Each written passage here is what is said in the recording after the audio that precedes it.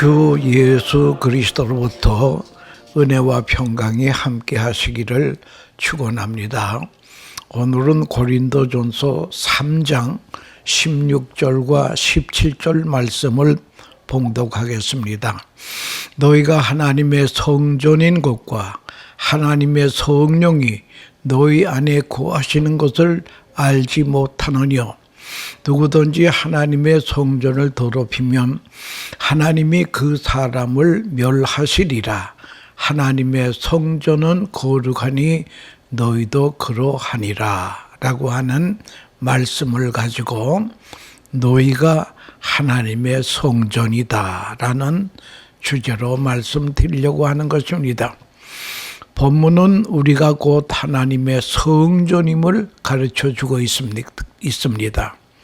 그러니까 우리가 쌓아가고 있는 신앙의 인격, 다시 말하자면 우리가 짓는 집은 보통 집이 아닌 하나님의 집이라는 이야기입니다.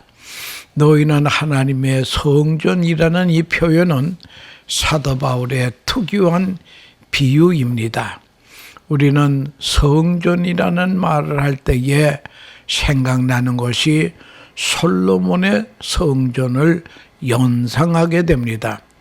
다윗이 성전을 짓고자 하여 하나님께 아뢰었으나 잦은 전쟁으로 많은 피를 흘렸다는 이유로 그 아들 대에 가서 짓게 하심으로 다윗의 아들 솔로몬이 7년간 걸려서 장엄하고 화려하게 성전을 지었습니다.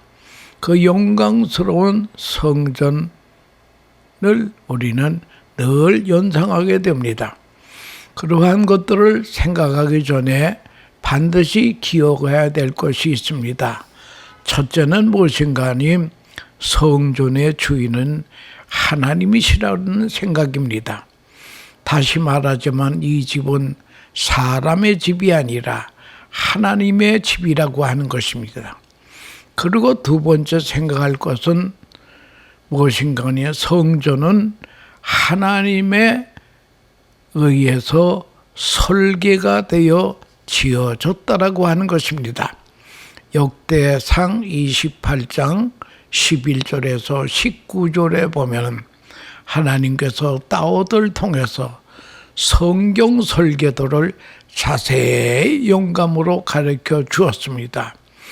그 영감으로 가르친 설계도를 다윗은 아들 솔로몬에게 전수해서 하나님의 설계에 의해서 성전을 잘 지었습니다. 물론 다윗의 준비가 있었고 온 국민의 정성이 깃들어 있었습니다. 레바논으로부터 백향목이 오는가 하면 목수들이 나무를 다듬는 사람들, 많은 사람들이 참여하는데 솔로몬의 성전이 지어집니다. 성경이 우리에게 가르쳐 주시는 바는 이 성전은 하나님께서 설계하셨다는 사실입니다. 그래야 하나님께서는 성전의 길이와 높이와 폭은 물론 섬세한 부분까지 써야 할 자재들을 준비하는 기명들을 지명하였던 것입니다. 그러므로 다시 말하면 이 성전이 다윗의 뜻에 정해지지 아니하고 하나님의 뜻에 의해서 지어졌다라고 하는 것입니다. 하나님에 대한 경륜과 설계는 하나님이 지니하셨다고 하는 것을 성경은 강조하고 있습니다. 세 번째로 생각할 것은 이 성전은 하나님을 위한 집이라고 생각해야 됩니다. 성전 안에서 되어지는 모든 일들, 이 집을 짓게 되는 데는 목적이 있습니다. 집이란 하나의 기구입니다. 만약 그대로 세워놓고 사용하지 않는 집이라면 그것은 빈 집이 되는 것이고 비석과도 같은 것이 됩니다. 집이란 그릇과도 같아서 반드시 목적을 위해 쓰여져야 됩니다. 그런데 성경이 가르치는 바 하나님의 성전은 하나님의 일, 하나님의 영광을 위해서만 쓰여지는 집이라고 말씀하고 있습니다. 넓은 의미로 말한다면 온 우주가 하나님의 집이 올시다. 그래서 시인도 하늘은 하늘의 보좌요 땅은 하나님의 발등상이라고 노래하지 않았습니까? 그러나 특별히 성전이 하나님의 집입니다. 가끔 우리가 피곤할 때이면 하나님은 어디나 계시는 분이기 때문에 굳이 교회에 가서 예배 드릴 것이 없지 않는가. 우리가 코로나19로 인하여서 한동안 교회 문이 국가 정책에 의해서 닫혀졌기 때문에 할 수 없이 집에서 온라인을 통해서 예배 드린 적이 잠깐 있었습니다마는 이제는 우리가 예배를 회복해야 됩니다. 다시 교회로 돌아가서 예배를 드려야 된다라고 하는 그런 것입니다. 물론 하나님은 무소부재하시기 때문에 어디에 계시기 때문에 우리가 골방에서도 또 집에서도 예배 드리면 하나님이 그 예배를 받으시지만 특별히 성전은 구별된 집이라고 하는 것입니다. 하나님의 집입니다. 하나님의 영광만을 위해서 쓰여지도록 지은 성전이라고 하는 것입니다. 이 성전이라고 하는 거룩이라고 하는 것은 구별됐다는 말이 옳시다. 뉴욕에도 수많은 빌딩이 있지만은 교회는 구별된 집이라 그런 의미에서 성전이라고 하는 것입니다. 예루살렘에만 있는 게 성전이 아니라고 하는 것을 알아야 될 것이요. 바로 여기에 성전의 의미가 있습니다. 그러기에 성경은 성전이란 하나님의 주인이 되시고 하나님을 위한 하나님에 의해서 세워진 집이라고 말씀하고 있습니다. 이는 곧 오직 하나님의 영광을 위해서만 쓰여져야 한다는 말입니다. 구약 성경을 보면은 이스라엘 사람들이 믿음으로 하나님께 정성을 다할 때 보수도 하면서 성전을 잘 보존해 나갔습니다. 그러다가 하나님을 향한 믿음이 식어지게 될 때에 우상 숭배를 합니다. 그러면 성전은 퇴락하기 시작했다는 거예요. 그러니까 성전이 아름답게 보존될 때는 이스라엘의 하나님을 향한 믿음이 클 때고 성전이 퇴락할 때는 이스라엘이 우상을 섬기고 하나님을 떠날 때였다라고 하는 것을 역사는 말해주고 있습니다. 여러분, 예를 들어서 요시야 왕이 8살의 왕이 되었습니다. 그러는 역대 왕 중에도 아주 훌륭한 왕입니다. 요시야 왕이 8살의 왕이 됐지만 그가 잘한 것은 퇴락한 성전을 수리하는 일이었습니다. 그때 요시야 왕은 대제사장 hil기야를 통해서 성전을 수리하라고 명령을 하고 또 성전을 수리하다가 율법책을 발견하게 됩니다. 이것이야말로 성전 수리에 대한 보너스로 하나님이 선물 주신 것입니다. 이렇게 하여 율법책을 대하게 되며 요시야가 율법책을 읽으면서 옷을 찢으며 지난 날을 회개하는 모습을 우리는 성경에서 볼 수가 있었습니다. 이 요시야 때는 성전을 깨끗이 수리하였습니다. 아름답게 보존이 되었습니다. 성전 안에서 예배하는 사람들의 정성과 믿음을 나타내는 척도가 되었다고 하는 것입니다. 사실 예배당을 잘 짓고 못 짓고 하는 것이 그렇게 큰 문제가 아니라고 하는 것입니다. 중요한 것은 예배당을 보살피는 정성이라는 거예요. 유리창이 깨져도 방치해두면 그건 안 된다는 거예요. 아무튼 교회를 출입하는 성도들의 믿음과 정성이 그 성전을 지켜나가는 일에도 잘 나타나 있다라고 생각하는 것입니다. 앞에 말한 요시야 왕과 달리 유다 왕 므낫세라고 하는 아주 악한 왕이 그런 악을 자행했습니다. 성전에서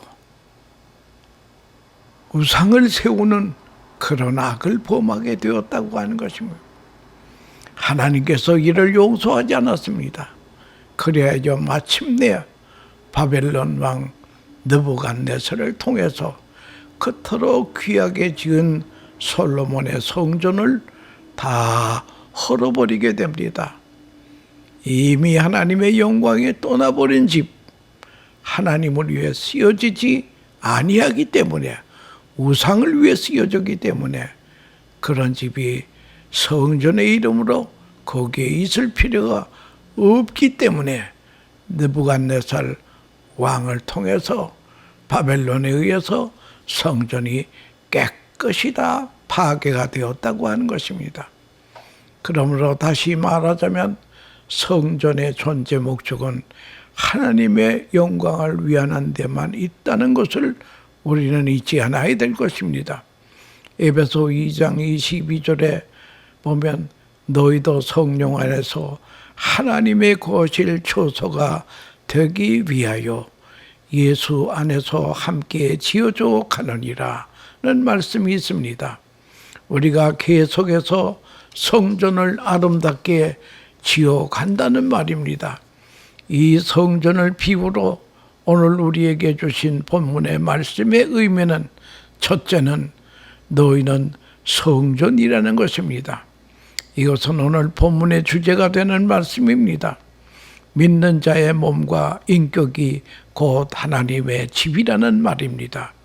이를 위해서 고린도전서 6장 19절은 이런 말씀이 있습니다. 너희 몸은 너희가 하나님께로부터 받은 바 너희 가운데 계신 성령의 전인 줄 알지 못하느냐. 너희는 너희 것이 아니라 값으로 산 것이 되었으니 그런즉 너희 몸으로 하나님께 영광을 돌리라고 했습니다. 여기서 말하는 몸이라고 하는 말은 반드시 육신만을 가리키는 것이 아닙니다. 여기서 말하는 바 요점은 너희는 너희 것이 아니라는 말입니다. 나의 몸은 내 것이 아니고 주의 것이라는 것이에요. 성령이 주인이 되는 성전이라는 것입니다. 이것이 성경의 가르침이 옳시다. 내가 성전된 것은 값으로 산 것이기 때문에 이 내 몸은 자신의 것이 아니라는 것입니다. 다시 말하면 예수님의 핏값으로 샀으니 너희가 너희 것이 아니라는 말씀입니다. 그러므로 이제는 예수 믿기 전에 가졌던 생각이나 행동을 계속 해서는 안 된다고 하는 것입니다. 오직 성령이 구하시는 하나님의 전이라고 생각하고 하나님의 영광을 돌리는 일에 우리 몸이 사용이 돼야 된다는 거예요. 두 번째로 생각할 것은 성전이라고 할 때는 임마누엘의 의미가 있다고 하는 것입니다. 원래 하나님께서는 하늘 높은 보좌에 계신 분이십니다. 그래서 주기도문에도 하늘에 계신 우리 아버지라 부르지 않습니까? 물론 그렇게 초월해서 계시기도 하지만 우주에 충만한 분이기도 이시지만 하나님의 성전이라고 하는 것은 하나님이 비하를 의미하는 것입니다. 하나님께서 친히 자기를 낮추시고 우리 가운데 함께 구하신다는 거예요. 이런 상징과 의미를 가지고 있다라고 하는 걸 알아야 됩니다. 이스라엘 백성들이 애굽에서 나와서 광야에서 머문 동안 그들은 천막을 치고 살았습니다. 12지파가 하나님의 명하신 바에 따라 텐트를 치고 살면서 행진을 한 것입니다. 그런데 한가운데 넓게 털을 잡은 고급 천막이 하나 있습니다. 붉은 물들인 수양의 가죽과 해달의 가죽으로 덮개를 한 특별한 천막이 있었습니다. 그러니까 천막은 천막인데 질이 다른 천막이 올시다. 그것을 가지고 성막이라고 합니다. 우리 인간은 죄인이고 하나님은 거룩하시기 때문에 인간이 하나님을 보면 죽게 됩니다. 말할 상대가 안 됩니다. 그러나 하나님께서 모세에게 내가 성막에서만은 너희들을 만나주마. 여러분, 성막이 그렇게 귀한 것입니다. 그래서 성막은 하나님과의 미팅 플레이스, 회동하는 데기 때문에 회막이라고도 그렇게 말하고 있었다고 하는 것입니다. 여기에서 우리는 하나님이 우리와 함께 하시는 그 양상을 볼 수 있다라고 하는 것입니다. 하나님께서 우리와 함께 계심을 실증하는 것이 성전의 의미도 된다라고 하는 것입니다. 그러니까 광야에서 이스라엘 백성들이 천막을 치고 살 때 나도 너희들과 함께 천막 안에 거하겠다라고 해서 성막을 지으라고 명령하신 것이었다. 그런데 가나안 땅에 다 들어와서 이제는 백향목과 좋은 자료를 가지고 집을 집니다. 그러니 하나님께서도 이제는 너희들이 나를 위해서도 성전을 지어야 되는데 그 성전의 설계도를 하나님이 다윗에게 다 가르쳐 준 걸 다윗은 솔로몬에게 주어서 그대로 성전을 건축했다고 하는 것입니다.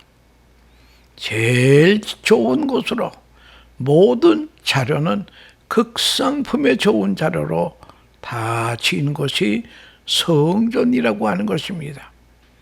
이제 성전은 하나님이 우리와 함께 계시다라고 하는 그런 의미가 있어서 우리는 성전에 들어갈 때마다 감사와 감격을 가지고 우리가 만군의 여호와 하나님을 만나는 장소다 하면서 우리가 성전을 출입하는 것이 정상이라고 하는 것을 우리가 알아야 됩니다. 구조상으로 완전한 성령이 되기 위해서는 적어도 세 가지 중요한 또 다른 상징적인 의미가 있습니다. 그 하나는 성전의 뜰입니다. 사실 예루살렘 성전은 넓은 뜰뿐이라고 할 수 있다라고 하는 것입니다. 자칫 우리가 생각하기에는 예루살렘 성전이 얼마나 컸기에 수십만의 이스라엘 사람들이 모여서 한꺼번에 예배를 드릴 수 있는가 그렇게 생각합니다마는 사실은 그것이 아닙니다. 성전뜰 거기도 성전입니다. 그대로 성전뜰에서 서서 예배를 드리는 것입니다. 우리는 지금 좋은 의자에 앉아서 춥다 덥다 하면서 말이 많습니다. 그러면서 예배를 드립니다마는 이스라엘 성전은 뜰이 성전이라는 거예요. 덥던 춥던 간에 상관할 것 없이 선체로 예배를 드린다고 하는 것입니다. 요즘도 교황이 미사를 드릴 때 보면은 군중들이 바깥마당에 모두 서 있는 장면을 보지 않습니까? 이제 여기에서 우리가 생각할 것은 이스라엘 백성들이 예배 드리는 장소가 성전 뜰이라면 그 뜰 자체도 성전인 것이며 또한 그렇게 부르는 것입니다. 여기가 바로 예수님께서 성전에 오셔가지고 소와 양을 파는 자들을, 괴짝들을 다 뒤집어 엎으신 그 뜰인 것입니다. 그 다음에 두 번째 성전은 무엇인가니 성소입니다. 이것은 건물 내부에 속한 것으로 휘장을 사이로 하나는 지성소, 하나는 성소로 구분이 된다라고 하는 것입니다. 성소에는 향단과 등대와 떡상이 있습니다. 제사장들은 이것을 출입하며 제사를 드립니다. 그 다음에 세 번째는 지성소라는 데가 있습니다. 지성소는 성소에 비해 훨씬 작은 공간이 있는데 거기는 법궤가 있습니다. 그 법궤 안에는 모세가 하나님께로부터 받은 십계명 돌판 2개가 있고, 그리고 하나님이 선택한 지도자라고 하는 상징으로 아론의 쌍난 지팡이가 있고, 그리고 세 번째는 하나님께서 먹을 것이 없는 광야에서 하나님은 아침마다 만나를 내려줬습니다. 만나를 담은 항아리가 그 법궤 안에 있었다고 하는 것입니다. 우리가 성막을 공부하다 보면 성막은 결국 예수 그리스도를 말하는 것입니다. 예수 그리스도를 통해 우리는 하나님을 만날 수 있고 구원의 문에 들어갈 수 있다고 하는 것입니다. 예수님께서 말씀하시기를 나는 길이요 진리요 생명이라 그랬습니다. 이 법궤 안에 길이요 하는 것은 그 아론의 쌍난 지팡이 길 갈 때 필요한 거다는 거예요. 나는 길이요 진리요, 진리는 십계명 돌판이요, 생명이요 하는 것은 만나 항아리를.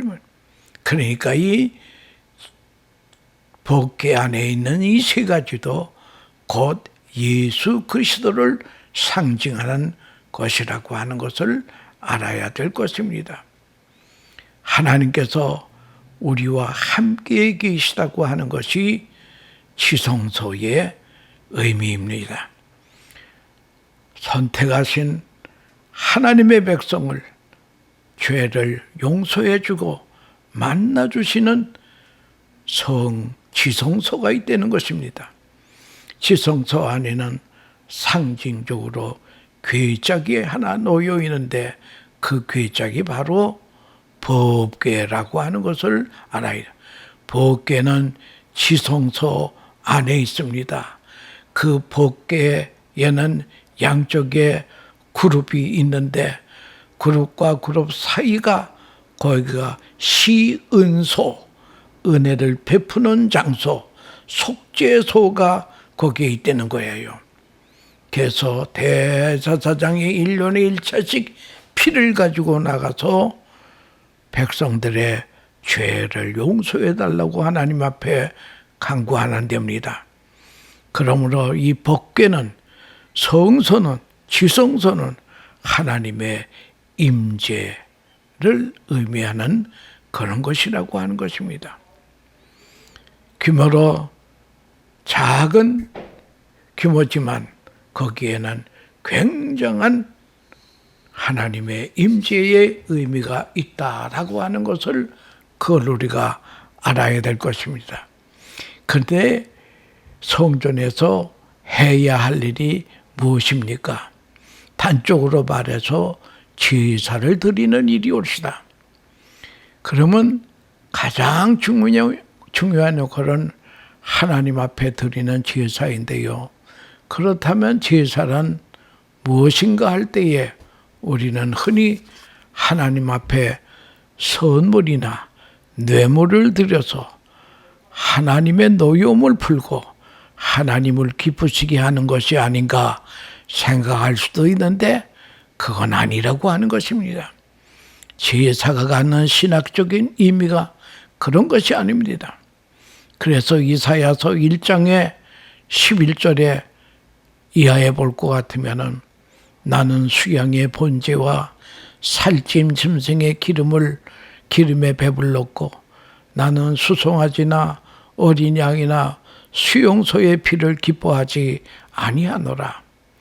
헛된 재물을 다시 가져오지 말라까지 하신 것을 볼 수 있습니다. 하나님께서는 고기 타는 냄새를 좋아하시고 즐기시는 분이 아니시라는 거예요. 문제는 믿음과 정성이 있어야 된다는 거예요. 그러므로 제사란 하나님 앞에 뇌물이나 선물을 드리는 행위가 아니라는 것입니다. 한 가지 기억할 것은 제사를 지은 죄에 대한 보상의 행위로 생각해서도 안 된다는 것입니다. 다시 말하면 내가 죄를 지었으니 이 양 한 마리를 잡아서 드리면 죄가 보상이 되지 않겠는가 생각하기 쉽지만 그런 것도 아니라는 거예요. 우리 제사를 죄의 값을 치루어 하나님의 진노를 막으라는 것으로 해석하는 경우도 아니라는 거예요.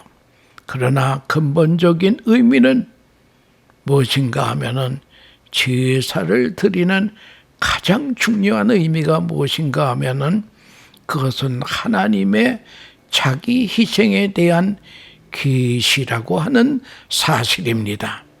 그러므로 이 의미를 분명하게 알고 제사를 드려야 한다는 것입니다. 양과 소를 잡아 바치는 일은 우상 숭배하는 사람들도 그렇게 하더라는 거예요.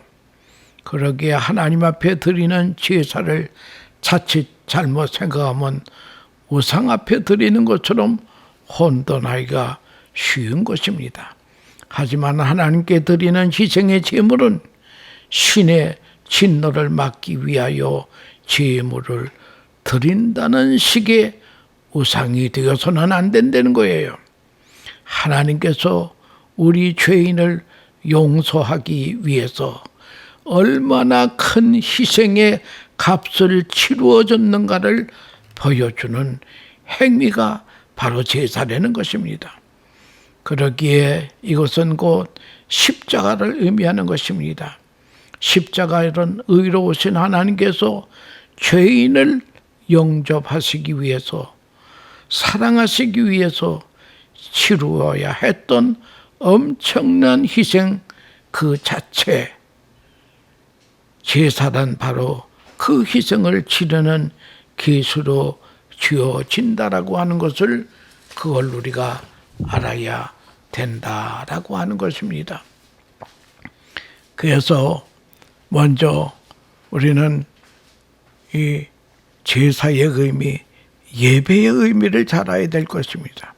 하나님께서는 도저히 용납할 수 있는 죄인을 사랑하십니다. 이 사랑은 사랑을 하기도 어렵지만 이 사랑을 받아들이는 것도 어렵다는 거예요. 그리하여 하나님이 나 같은 죄인을 사랑할 이치가 없다고 못 믿는 사람이 많다는 거예요. 이에 하나님께서 부득불 양을 잡아드리는 제물을 통해서 십자가를 설명을 한 것입니다. 십자가를 통하여 내가 너를 사랑하기 위해서 이와 같이 생명이 죽는 희생을 지불하고 있음을 보여주는 것입니다. 그러니까 십자가는 나의 일생의 죄값을 주님이 십자가에 피를 흘려주며 그 죄의 값을 다 치루어 줬다. 대가를 지불했다는 거예요. 우리의 구원이 그냥 된 것이 아니라 하나님의 사람이 되신 예수님이 우리의 핏값을 다 지불 완료했다라고 하는 영수증이 바로 십자가라는 거예요. 여러분, 이 영수증이 있어야 우리가 하나님 보좌에 담대히 들어갈 수 있다라고 하는 것을 그걸 우리가 알아야 된다라고 하는 것입니다. 오늘 본문 말씀에 의하면 성령이 우리의 몸의 주인이 될 때에 우리의 몸은 성전이 됨을 가르쳐 주고 있습니다. 성령은 우리 가운데 인격적으로 계시면서 우리에게 말씀하시고 역사하십니다. 성령님은 결코 마술적인 힘이 아니라 군주적인 폭력도 아닌 것입니다.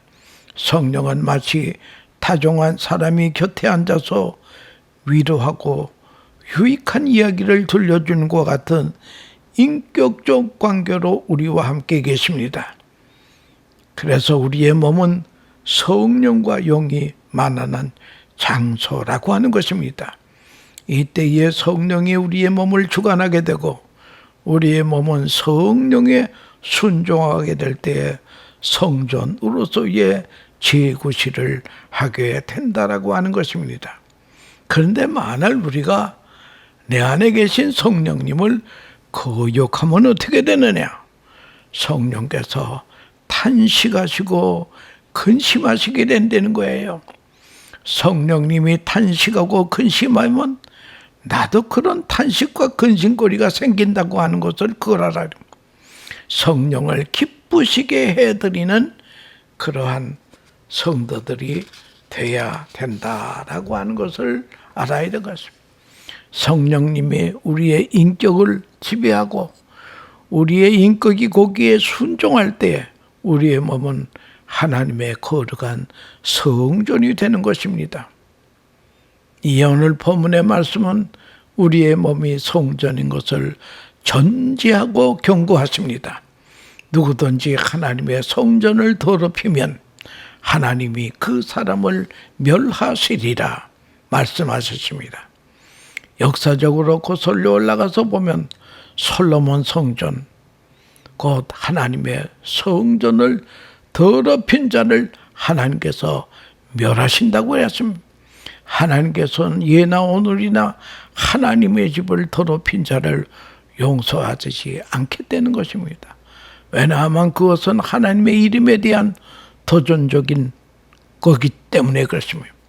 예수님께서 십자가에 못 박을 죄목을 대제사장과 서기관들을 만들 때도 하나님의 성전을 헐고 사흘에 지을 수 있다라고 하는 이 사람은 곧 하나님을 모독한 신성모독을 한 죄라고 이들이 빌라도 앞에 고소를 했다라고 하는 것을 볼 수 있습니다.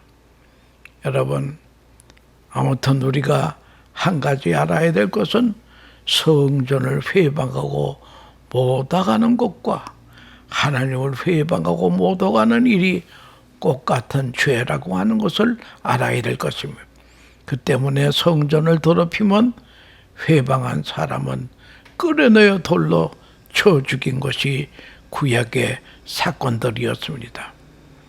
심지어 짐승까지도 성전을 더럽히면 죽이는 것입니다. 짐승이 동물이 성전 가까이 와서 오물을 배설한다면 그 짐승은 반드시 돌로 쳐 죽이라고 했습니다. 이와 같이 성전을 더럽히는 일은 어떤 경우라도 절대 용납할 수 없다라고 하는 것입니다. 하나님의 집을 소중히 여긴 사람들은 하나님께서 복을 주었다고 하는 것입니다. 그분이 바로 다윗 왕이 올시다. 하나님께서는 다윗이 성전을 짓겠다고 할 때에 그 마음만 받으시고 자원하는 그 마음을 귀하게 여기시고 하나님은 다윗에게 축복을 선언하였습니다. 네 이름을 존귀하게 만들어 주리라. 너를 모든 대적에게서 벗어나 평안하게 하리라. 네 몸에서 날 자식이 네 뒤를 세워 나라를 경계하게 하리라 하는 등 여러 가지 복을 약속했다고 하는 것입니다. 다윗처럼 하나님의 집을 사랑한 사람도 없을 것입니다. 그만큼 그는 축복의 사람이 되기도 하였습니다.